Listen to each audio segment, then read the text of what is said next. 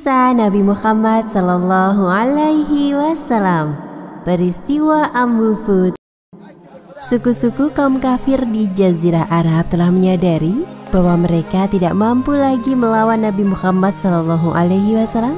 Bahkan suku Quraisy yang selama ini mereka agungkan dan menjadi panutan mereka pun telah menyerah terhadap kaum muslim.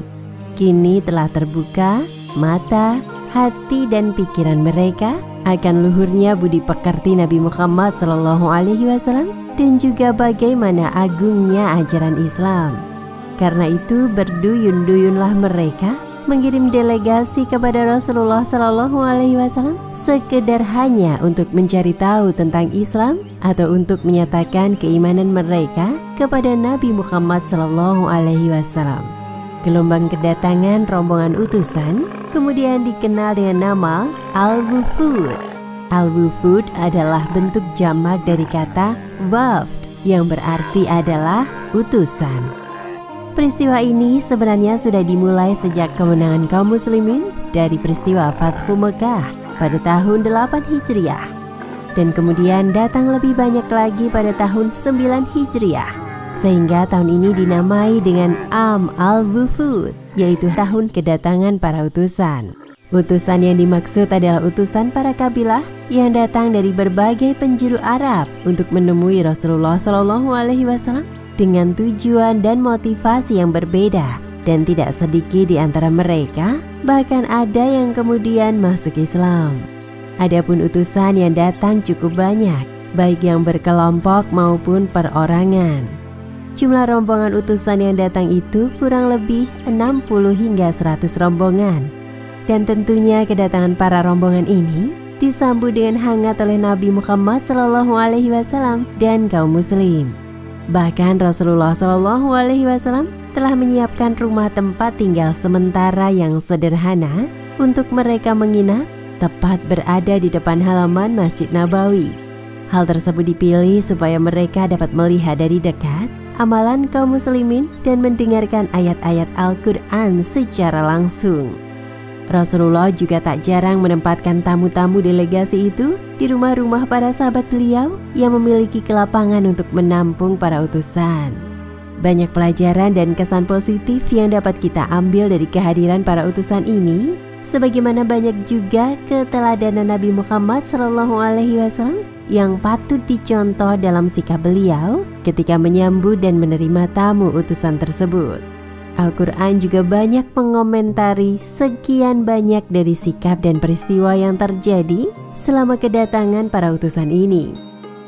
Salah satu utusan yang datang adalah dari suku Saqif. Ini terjadi setelah Nabi Muhammad SAW kembali dari Tabuk. Setahun sebelumnya, Malik bin Auf, pemimpin suku Saqif, sekaligus panglima pasukan gabungan yang menyerang Rasulullah pada perang Hunain, mendatangi Rasulullah Shallallahu Alaihi Wasallam. Kemudian ia pun menyatakan keinginannya untuk memeluk Islam, dan ia diberi kekuasaan lagi oleh Rasul untuk memimpin sukunya dan masyarakat yang berada di sekitar Thaif. Ketika kembali memimpin sukunya, Malik bin Auf melakukan berbagai upaya untuk menghentikan pemberontakan dari sukunya sendiri dan suku-suku di sekitar wilayahnya, hingga akhirnya menyadarkan suku Saqif tentang keharusan untuk berdamai dengan Nabi Sallallahu Alaihi Wasallam. Dan ketika itulah suku Saqif mengirim utusan mereka kepada Nabi Sallallahu Alaihi Wasallam untuk menyelesaikan beberapa masalah suku mereka. Utusan Saqif ditempatkan oleh Rasulullah Sallallahu Alaihi Wasallam di depan Masjid Nabawi. Mereka tinggal beberapa hari di sana dengan berbolak-balik hadir di masjid. Dan Nabi pun setiap malam setelah sholat Isya mengunjungi mereka sambil menjelaskan tentang ajaran Islam. Di dalam suatu kesempatan, para utusan Saqif ingin meminta beberapa syarat kepada Rasulullah Sallallahu Alaihi Wasallam. Kami ingin masuk ke agamamu, tapi ada syarat yang kami minta agar kau tepati, yaitu jangan hancurkan berhala-berhala kami paling tidak selama 3 tahun ke depan. Rasulullah pun menolaknya dengan tegas.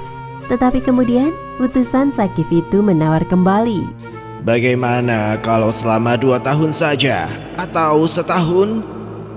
Dan Rasulullah tetap tegas menolaknya. Kalau begitu, kami juga meminta dalam Islam kami agar dihilangkan kewajiban sholat, tidak berzakat, dan tidak juga berjihad. Kemudian Rasulullah menjawab, tidak ada baiknya satu agama yang tidak ada sholatnya. Akhirnya setelah melakukan diskusi dan penjelasan tentang Islam lebih lanjut, maka utusan dari Saqif itu dapat menerimanya dan mereka pun memeluk Islam dengan seutuhnya. Dalam peristiwa Am al-Wufud yang terjadi pada tahun ke-9 Hijriah, banyak rombongan delegasi dari berbagai penjuru Arab yang datang dan ingin menemui Rasulullah SAW. Mereka semua ingin membuktikan tentang berita kerasulan dan juga mempelajari Islam lebih mendalam.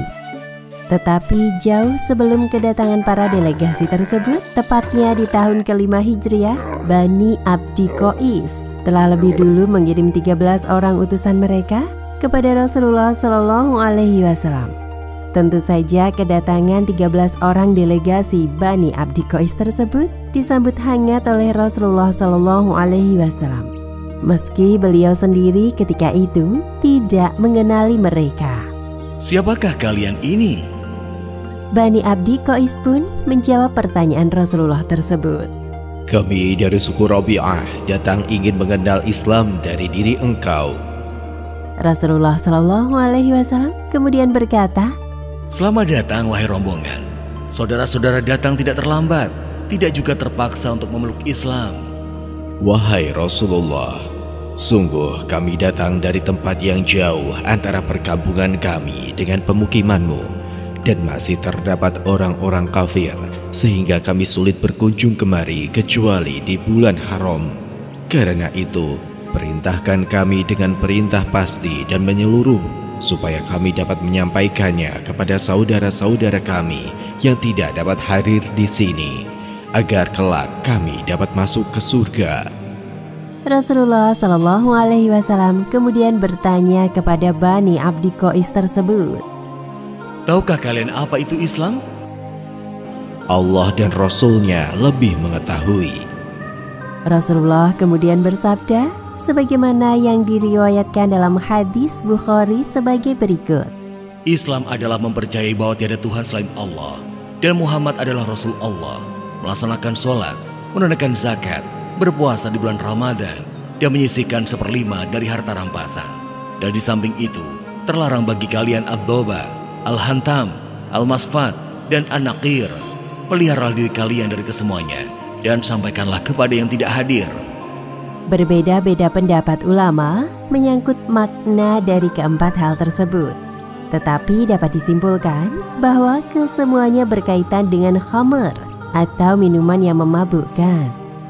Diriwayatkan juga bahwa ketika peristiwa itu terjadi, ada salah seorang dari rombongan Bani Abdi Qais yang datang terlambat di saat teman-temannya telah tiba menghadap Rasulullah SAW.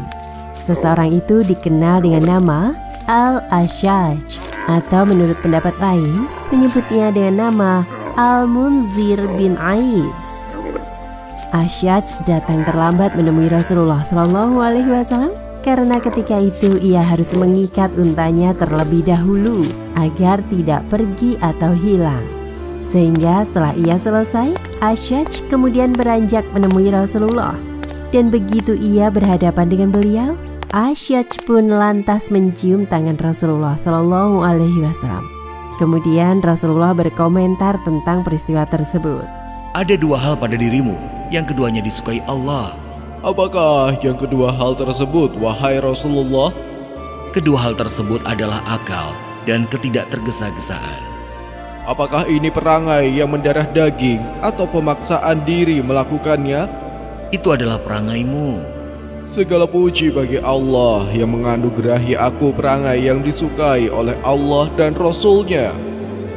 Setelah pertemuan itu, Rasulullah kemudian mencurahkan waktunya untuk membimbing dan mengajarkan mereka tentang Islam. Kemudian selanjutnya kedatangan rombongan delegasi Bani Abdi Qais yang kedua terjadi pada tahun 9 Hijriah, bertepatan dengan peristiwa Am al-Wufud. Kali ini jumlah mereka lebih banyak dari rombongan sebelumnya, yakni sebesar 40 orang utusan. Dan di antara mereka terdapat orang-orang pemeluk agama Nasrani, yang salah satunya adalah bernama Jarud bin Amr. Ketika mereka menemui Rasulullah Shallallahu Alaihi Wasallam, Rasul pun mengenalkan tentang Islam dan mengajak mereka memeluknya. Lalu Jarud bin Amr pun berkata, "Wahai Muhammad, aku adalah penganut Nasrani. Jika aku akan meninggalkan agamaku dan memeluk agamamu, apakah engkau akan menjamin agamaku?" Ya, aku menjamin bahwa jika engkau memeluk agama Islam, maka Allah telah memberi petunjuk kepadamu. Selanjutnya Jarud dan rombongannya pun akhirnya memeluk Islam. Dan selama berada di dekat Rasulullah Shallallahu Alaihi Wasallam dan kaum Muslim, Jarud dan rombongannya tidak menyia-nyiakan kesempatan tersebut untuk terus belajar mendalami Islam. Kemudian ketika saatnya rombongan Jarud hendak pulang kembali ke negeri mereka pun meminta beberapa ekor hewan tunggangan kepada Rasulullah Shallallahu Alaihi Wasallam. "Wahai Rasulullah, adakah engkau memiliki hewan yang dapat kami tunggangi untuk membawa kami pulang?" Namun Rasulullah mengatakan bahwa beliau tidak memiliki hewan tunggangan untuk mereka. Kemudian Jarud pun bertanya, "Ketika dalam perjalanan kemarin, kami sering melihat beberapa ekor unta yang tersesat. Bolehkah kami mengambilnya untuk kami tunggangi ke negeri kami?" Dan Rasulullah Shallallahu Alaihi Wasallam pun menjawab, Jangan sekali-kali kalian mengambilnya, karena itu adalah bahan api neraka. Maka mereka pun tidak mengambil unta-unta tersebut ketika perjalanan pulang ke negeri mereka. Sesampainya di kampung halaman, Jarud bin Amr terus bertahan dengan keimanannya dalam memeluk Islam. Sementara beberapa orang dari anggota rombongannya murtad dan kembali memeluk agama mereka sebelumnya. Setelah kedatangan rombongan delegasi dari Bani Abdi Qais, berikutnya Rasulullah Shallallahu Alaihi Wasallam kembali kedatangan seorang tamu yang bernama Dhomam bin Salabah. Ia datang seorang diri mewakili keluarganya dari Bani Sa'ad bin Bakar. Dengan menunggangi untanya, Dhomam pun menempuh perjalanan yang cukup jauh untuk menemui Rasulullah Shallallahu Alaihi Wasallam yang ia dengar sebagai seorang Rasul. Karena hati dan pikirannya dilanda oleh rasa penasaran yang begitu besar, maka ia memutuskan untuk melakukan perjalanan ini. Setelah ia tiba di Madinah, Dhomam pun mengikat unta miliknya tersebut pada sebuah pohon yang berada tak jauh dari masjid. Kemudian dia berjalan ke masjid dan bertanya kepada jamaah tentang keberadaan Rasulullah Shallallahu Alaihi Wasallam. "Wahai tuan-tuan sekalian, siapakah di antara kalian yang bernama Muhammad?" Ketika ditanya hal tersebut, para jamaah kemudian saling menatap satu sama lain, hingga salah seorang dari mereka kembali masuk ke masjid untuk menemui Rasulullah Shallallahu Alaihi Wasallam. Sahabat tersebut memberitahu kepada Rasulullah Shallallahu Alaihi Wasallam tentang kedatangan Dhomam yang ingin menemui beliau. Ketika itu Rasulullah Shallallahu Alaihi Wasallam sedang duduk di masjid. "Wahai Rasulullah, ada seseorang yang ingin bertemu dengan Anda." Setelah melapor kepada Rasulullah, sahabat itu menghampiri Dhomam kembali dan menunjukkan kepadanya di mana Rasulullah Shallallahu Alaihi Wasallam berada. "Rasulullah Shallallahu Alaihi Wasallam yang engkau cari ada di sana. Seseorang berkulit putih yang sedang duduk itu." Akhirnya setelah diberi petunjuk, maka Dhomam pun kemudian berjalan mendekati Rasulullah Shallallahu Alaihi Wasallam yang telah menunggu bertemu dengannya. Saat berhadapan dengan beliau, langsung saja Dhomam kemudian menyapa, "Wahai putra Abdul Muthalib." Dan Rasulullah Shallallahu Alaihi Wasallam pun menyambut beliau dengan hangat. "Engkaulah Muhammad yang ingin kutemui, dan aku di sini hendak bertanya padamu secara tegas. Karena itu, kuharap engkau tidak menyimpan amarah dalam hatimu." Dengan santun sambil tersenyum, Rasulullah kemudian berkata, Tanyakanlah apa yang engkau ingin tanyakan. "Baiklah, aku bertanya demi Tuhanmu dan Tuhan orang-orang sebelummu. Apakah Allah mengutusmu untuk seluruh manusia?" Demi Allah, benar. Aku bermohon kepadamu, demi Allah, jawablah, apakah Allah menyuruhmu agar kami sholat 5 waktu? Demi Allah, benar. Aku bermohon kepadamu, demi Allah, jawablah, apakah Allah menyuruhmu agar kami berpuasa di bulan Ramadan setiap tahun? Demi Allah, benar. Aku bermohon kepadamu, demi Allah, jawablah, apakah Allah menyuruhmu agar mengambil zakat dari orang-orang kaya kami, lalu membagikannya kepada orang-orang miskin kami? Dan Rasulullah Shallallahu Alaihi Wasallam pun kembali menjawab dengan jawaban yang sama. Demi Allah, itu benar. Maka aku mempercayai dengan apa yang engkau bawa dan sampaikan. Aku adalah utusan kaumku. Aku Domam bin Tha'labah dari keluarga besar Bani Sa'ad bin Bakr. Setelah Domam berhasil menemui Rasulullah serta mendapatkan jawaban atas pertanyaan yang selama ini mengganggunya, akhirnya Domam pun kembali pulang ke perkampungannya. Ketika ia tiba di perkampungannya, seluruh keluarga besar Bani Sa'ad bin Bakr pun berkumpul. Mereka siap mendengarkan berita yang dibawa oleh Domam setelah bertemu dengan Rasulullah Shallallahu Alaihi Wasallam. Dan kalimat pertama yang Domam ucapkan di hadapan keluarganya adalah, sungguh buruk dan celakalah berhala Al-Lata dan Al-Uzza. Mendengar ucapan dari Domam tersebut tentulah membuat seluruh keluarga besarnya terkejut bukan main. Lantas sebagian dari mereka kemudian ada yang mengecam Domam. Hati-hatilah kau hai Domam. Jangan sampai engkau terkena belang dan kusta setelah berucap seperti itu kepada Tuhan-Tuhan kita. Hati-hatilah, jangan sampai engkau menjadi gila. Domam lantas menjawab mereka dengan tenang, seraya menjelaskan sebagaimana yang telah ia pelajari dari Rasulullah Shallallahu Alaihi Wasallam. Wahai keluargaku, sungguh celakalah kamu. Kedua berhala itu tidak akan pernah memberi mudarat walaupun tidak disembah, dan tidak juga mereka memberi manfaat walau disembah. Sesungguhnya Allah mengutus Rasul dan menurunkan kitab suci untuk menyelamatkan kamu dari kesesatan yang kamu alami. Dan sesungguhnya aku bersaksi bahwa tidak ada Tuhan selain Allah, dan Muhammad adalah hamba dan Rasul-Nya. Kemudian Domam melanjutkan perkataannya. Aku telah bertemu dengan Rasulullah secara langsung, dan kini aku datang kepada kalian untuk menyampaikan apa yang dia perintahkan dan apa yang dia larang. Alhasil, setelah mereka mendengarkan semua ucapan yang disampaikan oleh Domam, maka mereka yang hadir di pertemuan itu hingga sore hari, tidak seorang lelaki maupun perempuan, kecuali mereka semua menyatakan keislamannya. Sehingga keluarga besar Bani Sa'ad bin Bakr pun memeluk Islam. Setelah menerima surat dakwah Rasulullah Shallallahu Alaihi Wasallam, kaum Nasrani dari Najran mengirim 14 orang utusan ke Madinah. Termasuk di dalamnya adalah pendeta atau pemuka agama mereka untuk mengenal Islam dan mendiskusikan perbandingan agama mereka dengan Rasulullah Shallallahu Alaihi Wasallam. Dan ketika rombongan delegasi tersebut memasuki kota Madinah, penampilan mereka yang begitu mencolok menarik perhatian para penduduk kota, dikarenakan pakaian mewah dan berbagai perhiasan yang mereka kenakan. Lantas, rombongan delegasi itu langsung bergerak menuju Masjid Nabawi karena mereka tahu bahwa di sanalah Rasulullah Shallallahu Alaihi Wasallam berada.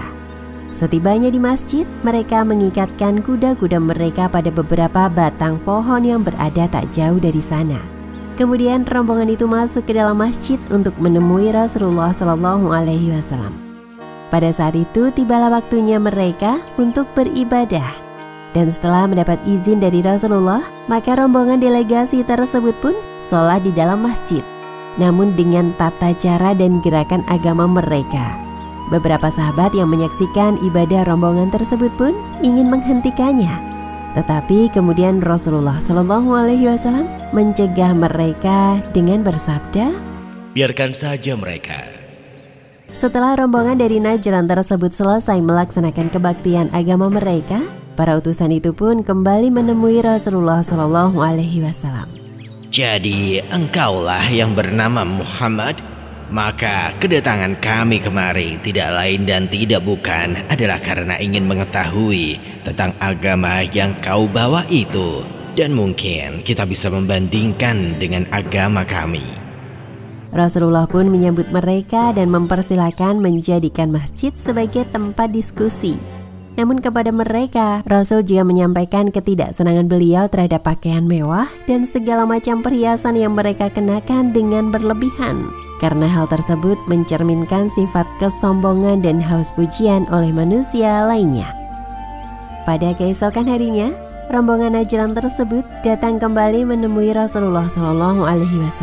Namun kali ini mereka mengenakan pakaian rahib. Mereka mengucapkan salam kepada beliau dan beliau menjawab salam mereka. Setelah itu terjadilah pembicaraan atau diskusi tentang keagamaan dan Rasulullah menyeru kepada para utusan tersebut agar mereka dapat memeluk Islam. Tetapi mereka kemudian berucap, ketahuilah, kami sudah menjadi orang-orang muslim yang berserah diri kepada Allah jauh sebelum kalian ada. Rasulullah kemudian membantah klaim mereka dengan bersabda, kalian tidak bisa dikatakan telah berserah diri kepada Allah karena ada 3 hal pada diri kalian. Pertama, kalian menyembah salib dan menuhankan Isa alaihissalam. Kedua, kalian memakan babi. Dan yang ketiga, kalian mengakui bahwa Allah memiliki anak. Kemudian terjadilah perdebatan sengit antara Rasulullah dengan para utusan tersebut. Namun Rasulullah tetap mengedepankan hikmah dan bersikap santun. Beliau membacakan ayat-ayat Al-Quran dan memberikan penjelasan yang menerangkan siapa Isa alaihi salam sebenarnya. Sesungguhnya Isa adalah hamba dan Rasul Allah. Ia adalah kalimatnya yang disampaikan kepada Maryam yang suci lagi perawan dan juga amat taat beribadah. Tentu saja setelah mendengar berbagai dalil yang disampaikan Rasulullah, para utusan tersebut keberatan dan menganggap beliau telah menghina Isa alaihi salam. Mereka kemudian menantang Rasulullah dengan sebuah pertanyaan.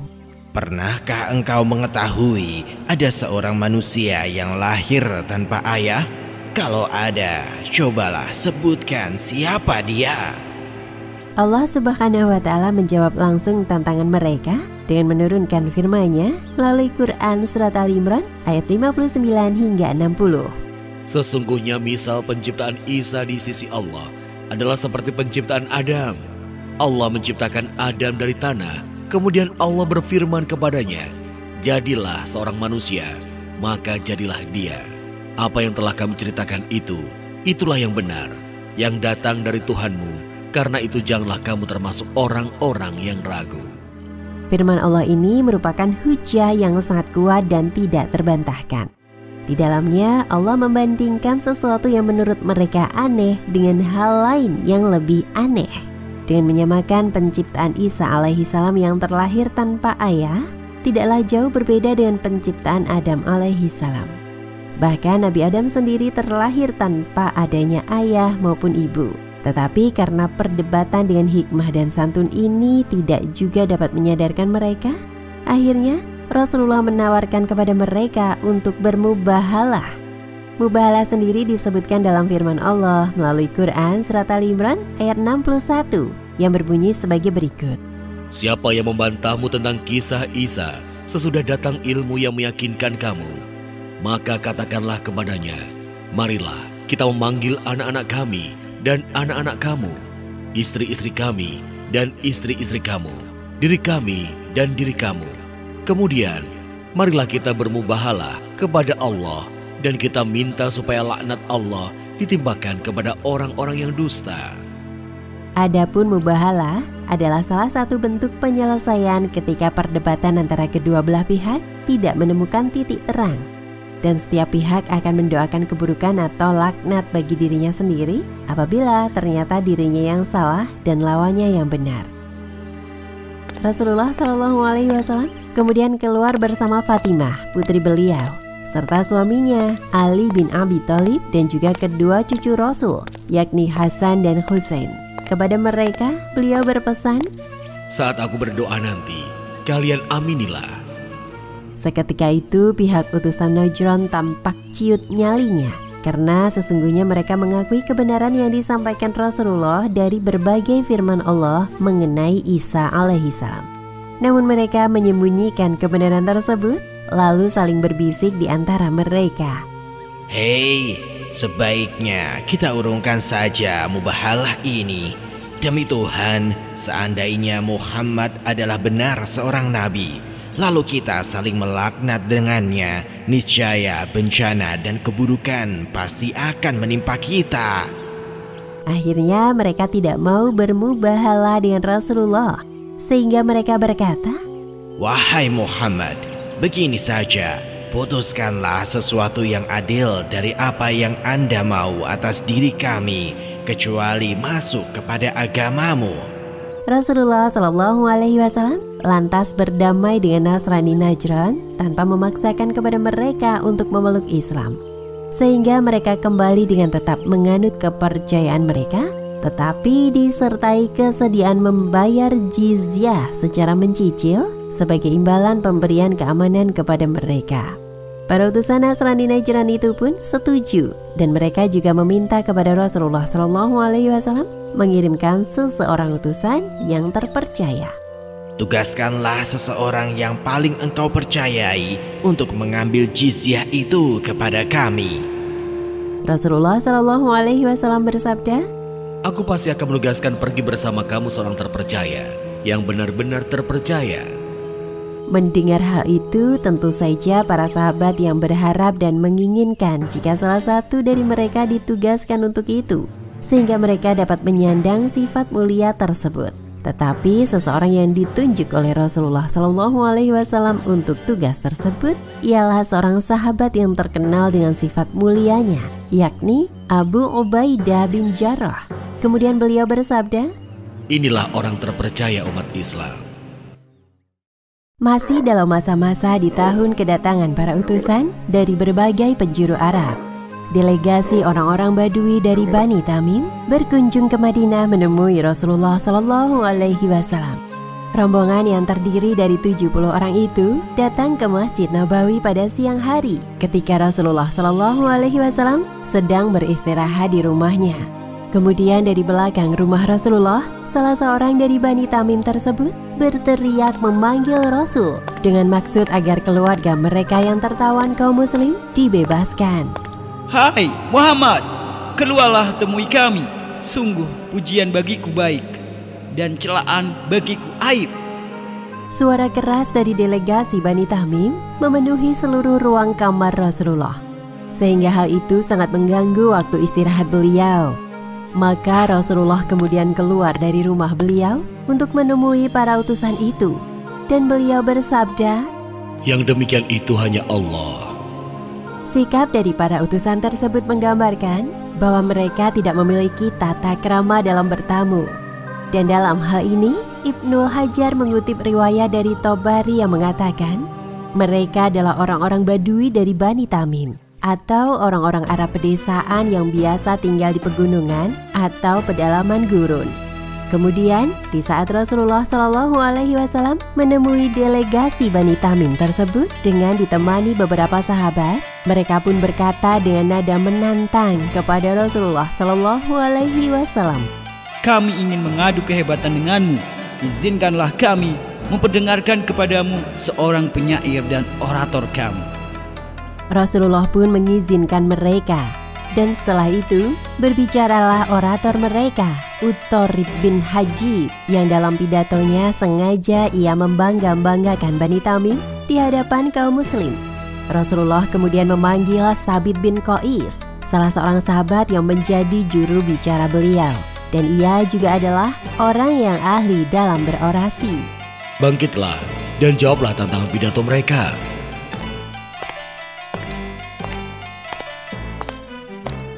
Kemudian Sabit bin Qais memulai pidatonya di hadapan Bani Tamim serta Rasulullah dan juga para sahabat yang hadir pada saat itu, di mana isi pidato ia adalah menyebut kemuliaan nasab Rasulullah dan posisi Ansor sebagai pembela Rasul.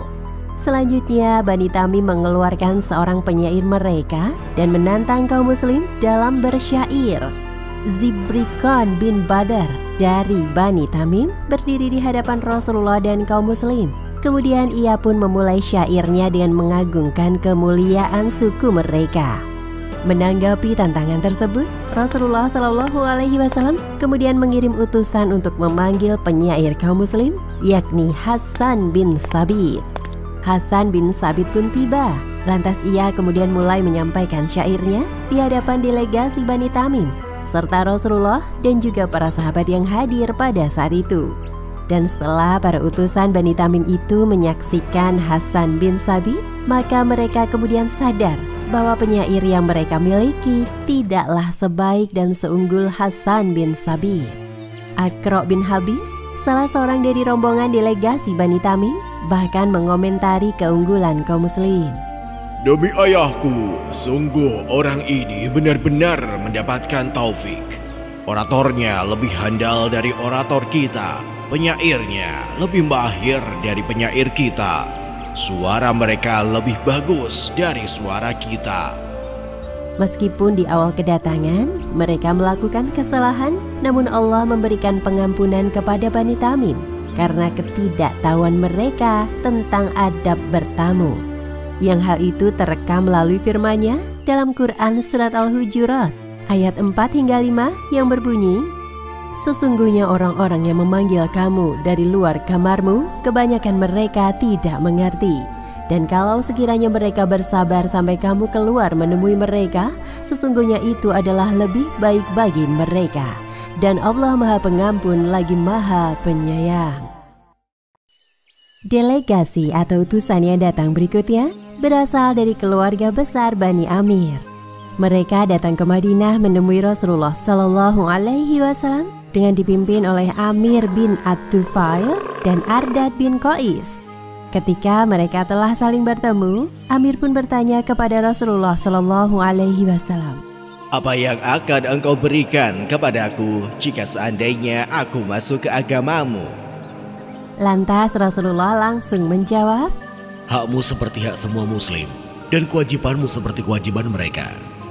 Tanpa rasa malu, Amir kembali menyampaikan pertanyaannya. "Kalau begitu, apakah engkau akan memberikan kekuasaanmu ini kepadaku setelah engkau wafat?" Rasulullah kembali menegaskan jawaban beliau. "Itu bukan hakmu dan hak kaummu, tetapi engkau boleh memperoleh kendali kuda." "Tidak perlu. Saat ini aku telah menguasai kendali kuda di wilayah Najd. Jadi berilah kekuasaan wilayah padang pasir dan engkau menguasai perkotaan." Rasulullah kemudian menjawab dengan ketegasan yang belum pernah terjadi sebelumnya. "Tidak." "Baiklah jika memang demikian.